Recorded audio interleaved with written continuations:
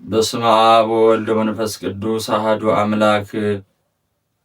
ታምራቱና ትሩፋቱ እንደ ሰማይ ከዋክብት የበዛ የእግዚአብሔር ማደሪያ የሆነ ቅዱስ አባት ተጋዳይ የአቡነ ገብረ መንፈስ ቅዱስን የዕረፍቱ መታሰቢያ ሆነ።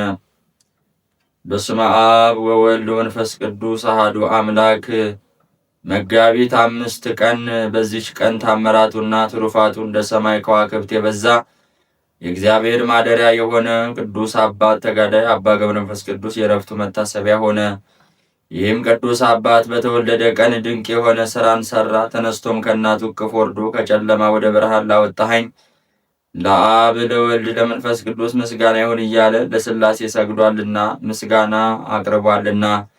ሕፃኑም 3 ዓመት በሆነው ጊዜ የእግዚአብሔር መልእክተኛ ቅዱስ ገብርኤል ወርዶ ሕፃኑን ከእናቱ እቅፍ አንስቶ ብዙ ባህታውያን ወዳሉበት ገዳም ወስዶ በደጅ አኖረው። ወደ አበምኔቱ ወደ አባ ዘመደ ብርሃን ገብቶ ስለ ሕፃኑ እግዚአብሔር ያዘዘውን ሁሉ ነገረው። በዚያን ጊዜ ነገሩ እውነት እንደሆነ ይረዳ ዘንድ አባ ዘመደ ብርሃን ተነስቶ ወደ ደጁ ወጣ። መልአኩም እንደነገረው ሕፃኑ ከበር ተቀምጦ ፈገግታን ተመልክቶ አገኘው። ፈገግታን ተመልቶ አገኘው። እጅግም ደስ ብሎት ለእግዚአብሔር ሰገደ። ሕፃኑንም አንስቶ ሳመው፣ ታቅፎም ወደ አባቱ አስገባው።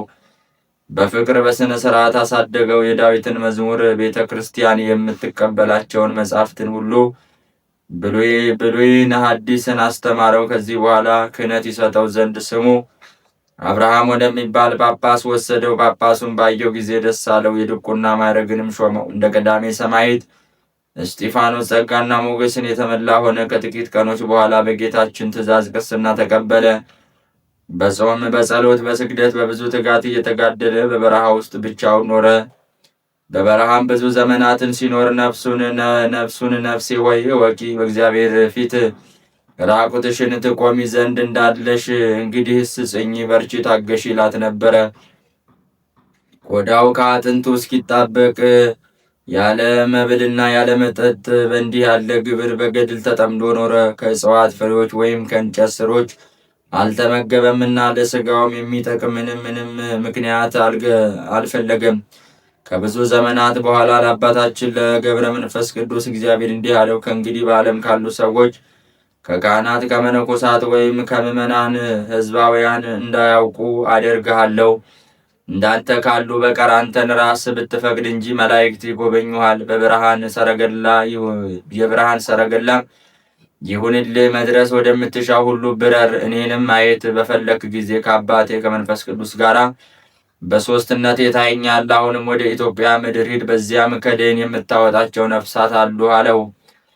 ከዚህም በኋላ 60 አንበሳ 60 ነብሮች ፊት በኋላ አጅበውት ወደ ኢትዮጵያ ምድር ተጓዘ። የእግዚአብሔር መልእክተኛ ቅዱስ ገብርኤልም ከአንበሶችና ከነብሮች ጋር በነፋስ ሰረገላ አሳፍሮ ይመራው ነበረ። ወደ ምድረ ከብድም አደረሰው። ከዚያ ወደ ልዩ ተራራ ወደ ደብረ ዝቋላ ወሰደው። አባታችንም በባህሩ ቆሞ ምስራቁን፣ ምዕራቡን፣ ሰሜኑን፣ ደቡቡን አራቱንም ማዕዘን ተመለከተ። የኢትዮጵያ ሰዎች የሚሰሩትን ኃጢአታቸውን በዓይኖቹ ፊት የተገለጠ ሆኖ አየ። በራሱም ተዘቅዝቆ ተወርውሮ ወደ ባህሩ ውስጥ ገባ። እኒህን የእጅን ፍጥረቶች የሆኑትን ካልማርካቸው ከነዚህ ባህር እንዳልወጣ በእግሮቼ እንዳልቆም በሕያው ስም እምላለሁ እያለ ማለ። እንዲህም ሆኖ 40 ቀን 40 ሌሊት ኖረ። ስምህን የጠራ መታሰቢያን ያደረገውን እምርልሃለሁ የሚል ቃል ኪዳን በመልአክ አማካኝነት ወደ አባታችን መጣ። አባታችንም መልአኩን መላውን የኢትዮጵያን ሰው ካልማርክልኝ ከዚህ ባህር አልወጣም አለው። መልአኩም ካጠገቡ ሄደ። አባታችን ገብረ መንፈስ ቅዱስ በዚያ ባህር ውስጥ 100 ዓመት ኖረ። ሥጋውም ሁሉ አለቀ። ደሙም በባህር ውስጥ ፈሰሰ። አጥንቶቹ እንደ በረዶ ነጭ ሆነው ታዩ። አጋንንትም ከአራቱ ማዕዘን በየቀኑ 700 ሺህ 300 ሺህ እየሆኑ በመምጣት በቀስታቸው ይነድፉታል። እስከ 100 ዓመትም አጥንቶቹን በሻፎ ድንጋይ ይፍቁታል። ይህንን ሁሉ መከራ በትዕግስት ሲቀበል ኖረ። ከዚህም በኋላ ጌታችን ወደ እርሱ መጥቶ ከባህር ዳር ቆመ። አባታችን ገብረ መንፈስ ቅዱስ መላውን የኢትዮጵያን ሰው ምሬልሃለሁ፣ ተነስተህ ውጣ አለው። ያን ጊዜም ወጣ። አጥንቶቹም እንደ ወንፊት ቀዳዳ የተበሳሱ ሆነው ተገኙ። ጌታም ዳሰሰውና ጤነኛ አደረገ። ወደ ምድረ ከብድም ሰደደው። ከዚህ በኋላ ወጥቶ ከፀሐይ በላይ ከሰማይ በታች እስከ 7 ዓመት ኖረ። ዳግመኛ ወደ ምድረ ከብድ ተልኮ እንደ አምድ የተተከለ ሆኖ 7 ዓመት ቆሞ ኖረ። ወደ ሰማይም ሲመለከት ቅንድቦቹን አልከደነም፣ ራሱንም ወደ መሬት ዝቅ አላደረገም ነበር። እጆቹም ወደ ሰማይ ተዘርግተው እነሆ ሰይጣንም በቁራ ተመስሎ መጣ። ዓይኖቹንም ወደ ሰማይ ያንጋጠጡ ሆነው አገኛቸው። በራሱ ላይም ተቀምጦ ሁለቱንም ዓይኖቹን አንቁሮ አሳወረው። እርሱ ግን ምንም ሳያጎድል እስከ 2 ሳምንት ድረስ እንደ ቀድሞ በመትጋት ሲጸልይ ኖረ። ከዚህ በኋላ ሚካኤልና ገብርኤል መጥተው በፊቱ ቆሙ። በሁለት ዓይኖቹ ላይም እፍ አሉበት። ብርሃንም ተሰጥቷቸው እንደ ቀድሞ አዩ። ከሰማይ ታላቅ ኃይል ተሰጥቷልና ጠላቶችን ትበቀላቸው ዘንድ ወደ ዝቋላ ሂድ አሉ። ከዚያም መላእክት ካጠገቡ ሄዱ። እርሱም ተነስቶ ወደ ዝቋላ ተጓዘ። በጎዳናም ሲጓዝ 3 ሽማግሌዎች ከእንጨት ጥላ በታች ተቀምጠው አየ። አባታችንም ባያቸው ጊዜ ልሰወራቸው ብሎ በልቡ አሰበ። እነርሱም ፈጥነው በእግዚአብሔር ዙፋን ተማጥነንሃል፣ 3ታችንንም በጀርባ እያዘልክ አንድ ምዕራፍ ሸኘን እንጂ አትተወን አሉት። በመጣም ጊዜ ሁለመናቸው ሽበት የከበባቸው የደከሙ ሽማግሌዎች ሆነው አገኛቸው። አንደኛውንም አንስቶ በጀርባው አዘለ፣ ወደ 1 ምዕራፍም አደረሰው። ሽማግሌውም ከዚህ አሳርፈኝ፣ አንተ ደክመሃል፣ የማትበላ የማትጠጣ ስለሆን ካለው። አባታችንም ሽማግሌ ሆይ በምን አወቅከኝ አለው። ሽማግሌውም ሂደ ባልንጀሮቼን አምጣልኝ አለው። ተመልሶ ሁለቱ ወዳሉበት ደርሶ ሁለተኛውን ሽማግሌ በጀርባው አዝሎ ወደ ቀደመው ሽማግሌ አድርሶ አብሮ አስቀመጠው። ሶስተኛውንም ሽማግሌ አዝሎ ሁለቱ ወዳሉበት አድርሶ በአንድነት አኖረው። አባታችን ገብረ መንፈስ ቅዱስም እነዚያን አረጋውያን እናንተ ከወዴት ናችሁ? መዓዛችሁ ልብ ይመስጣል፣ እጅግም ደስ ያሰኛል አላቸው። እነርሱ ግን ተነስተው ቆሙ። አንድ ሲሆኑ 3 ሲሆኑ አንድ መሆናቸውን ገለጡለት። የአባቶች አለቃ አብርሃም እንዳየ ያን ጊዜም የእግዚአብሔር ጌትነቱን ክብር አየ። የኒህም አረጋውያን ፊታቸው ከተንቦገቦገ ከፀሐይና ከመብረቅ ብልጭታም 7 እጅ በራ። አባታችንም በምስጢር ጎርፍ የተዋጠ ሆኖ ፈራ፣ ተንቀጠቀጠ፣ በምድር ላይም ወደቀ። ሕልምም የሚያልም መሰለው። ከዚያም ጌታችን አባታችንን አነቃውና 100 ዓመት ያህል ሥጋህን ሲነድፉ አጥንቶችንም ሲፍቁ የኖሩ አጋንንትን ታጠፋ ዘንድ ወደ ዝቋላ ተራራ ውጣ አለው። እኔ እንደወሰድኩ ባለማወቃቸው በባህር ውስጥ አለ በማለት በትዕቢት ላይ ናቸው። 7ቱ ሊቃነ መላእክትም ይረዱሃል፣ መባረክትም በፊትህ በኋላ ሆነው ይከተሉሃል አለው። ያን ጊዜም አባታችን ገብረ መንፈስ ቅዱስ መብረቅ ላይ ተጭኖ በረረ። እነዚያ አጋንንትም ወዳሉበት ወረደ። ደመናትም ከበቧቸው። መላእክትም በእሳት ሰይፍ መቷቸው፣ በመብረቅም አጨዷቸው። አመድ ሆነው በነፋስ ተበተኑ።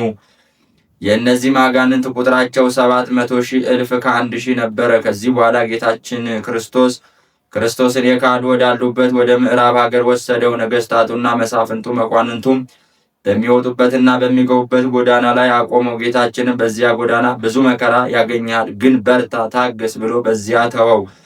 በዚያን ጊዜ የአረብ ንጉሥ ጣዖታቱን አስይዞ መኳንንቱን ሰራዊቱን አስከትሎ በዚያ ጎዳና መጣ። አባታችን ገብረ መንፈስ ቅዱስ በጎዳና ውስጥ በተገናኙ ጊዜ ጣዖታቱ ወድቀው ተሰባበሩ። ንጉሡም አባታችንን ባየ ጊዜ አንተ ጠጉር ለባሽ ምንድነህ? ሰው ነህን? አለው። አባታችንም አዎ ክብር ይግባውና የኢየሱስ ክርስቶስ ባሪያ የሆንኩ ሰው ነኝ ብሎ ለከሃዲው ንጉሥ መለሰለት። ንጉሡም ዳግመኛ አባታችንን በዚያ አይሁድ በሰቀሉት ታምናለህን? አለው። አባታችንም በሰው ፊት አምንበታለሁ፣ ስለ እኔ በተሰቀለው አላፍርበትም። ስለ እኔ ብቻ የተሰቀለ አይደለም፣ ስለ አንተና ካንተ ጋር ስላሉትም ነው እንጂ። ንጉሥ ወይ የዘላለም ሕይወትን ታገኛላችሁ፣ እመኑበት አለው። ንጉሡም ይህንን በሰማ ጊዜ ተቆጣ። ሰራዊቱንም ጠርቶ በፍጥነት እሳትን አንድዱ፣ ለተሰቀለው ለናዝሬቱ ሰው ባሪያ ነኝ የሚለውን ጠጉር ለባሽ ወስዳችሁ ጨምሩት አላቸው። የእሳቱም ነበልባል በረጅም ዛፍ መጠን ከፍ ከፍ እስኪል አነደዱ። አባታችን ግን ንጉሡና ሰራዊቱ ሁሉ እያዩት አልፎ በፈቃዱ ወደ እሳቱ ገባ። እሳቱም እንደ ወንዝ ውሃ ሆነ። ሰራዊቱም እጅግ አደነቁ። ክሌቶቹም የክብር ባለቤት በሆነ በጌታችን ኢየሱስ አመኑ። ንጉሡም ሲያደንቁ ባየ ጊዜ ፈጽሞ ተቆጣ። ከ7 አርበኞች ጋር በቁጣ ተነስቶ ያደነቁትንና ያመኑትን አንገታቸውን ቆረጠ። በዚያ ቀን የተቆረጡ 40,000,000 ሆነው ተቆጠሩ። ንጉሡም የአባታችንን አንገት ሊቆርጥ ሰይፉንም መዞ ተወርውሮ ሄደ። ያን ጊዜም ከመብረቅና ከነጎድጓድ ጋር ታላቅ ንውጽውጽታ ሆነ። ንጉሡም የአባታችንን አንገት ሊቆርጥ ሰይፉን መዞ ተወርውሮ ሄደ። ያን ጊዜም ከመብረቅና ከነጎድጓድ ጋር ታላቅ ንውጽውጽታ ሆነ። ንጉሡንም ከሰራዊቱ ጋር አጠፋው።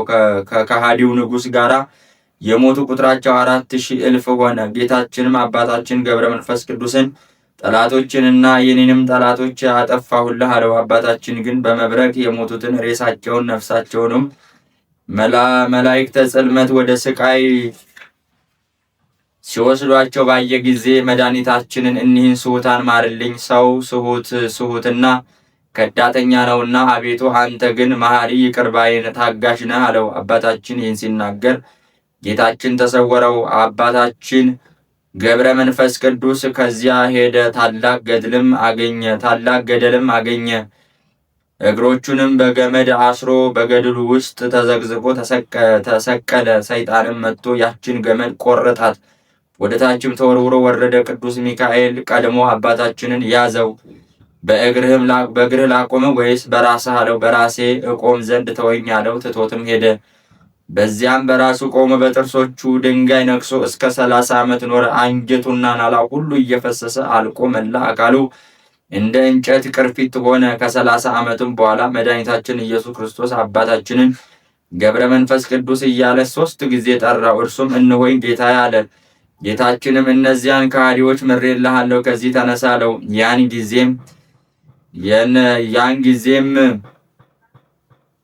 ያን ጊዜ ከሰውን ድንጋይ ትቶ ተነሳ። ያን ጊዜም የነከሰውን ድንጋይ ትቶ ተነሳ። ጥርሱም ተነቅሎ በድንጋይ ተተክሎ ቀረ። ክንፎቹም ተሰጥተውት እየበረረ ከእግዚአብሔር ዙፋን ፊት ደረሰ። ጌታውንም ከማርክልኝ ከስጋቸው ጋር ተነስተው በመጠመቅ ክርስቲያኖች ሁኑ ብሎ ለመነው። መድኃኒታችንም በሽተኞችን ልትፈውስ ሙታንም ልታነሳ ስልጣን ሰጥቻለሁ። አሁንም ወደ ተገደሉት ሂደ በመስቀል ምልክት በላያቸው አማትብ፣ ሕይወት መድኃኒት በሆነ ስሜ አስነሳለሁ አለው። ያን ጊዜም በድኖቻቸው ወዳሉበት ሄዶ አስነሳቸው። አጥምቆም ክርስቲያን አደረጋቸው። ከእርሳቸውም ሄደ። ከዚህ በኋላ የሚጸልይበት በቀር ከዚህ በኋላም በሞት የሚለይበት መጋቢት 5 በቀረበ ጊዜ እነሆ የክብር ባለቤት ጌታችን ኢየሱስ ክርስቶስ እነሆ ተገለጠለት። ስሙንም ለሚጠራ መታሰቢያውንም ለሚያደርግ እስከ 15 ትውልድ የምሕረት ቃል ኪዳን ሰጠው። የዕድሜውም ዘመናት 562 ሲሆን በሰላም በፍቅር አረፈ። ጌታችን ነፍሱን ተቀበለ፣ አቅፎም ሳማት። በመላእክትና በቅዱሳን ሁሉ ምስጋና አሳረጋት። የጸሎቱ ኃይል ሁላችን የክርስቲያኖቹ ወገኖችን ይጠብቀን። የጻድቁ የአባታችን የአቡነ ገብረ መንፈስ ቅዱስ የጸሎቱ ኃይል ሁላችንን ክርስቲያኖችን ይጠብቃል ለዘላለሙ አሜን።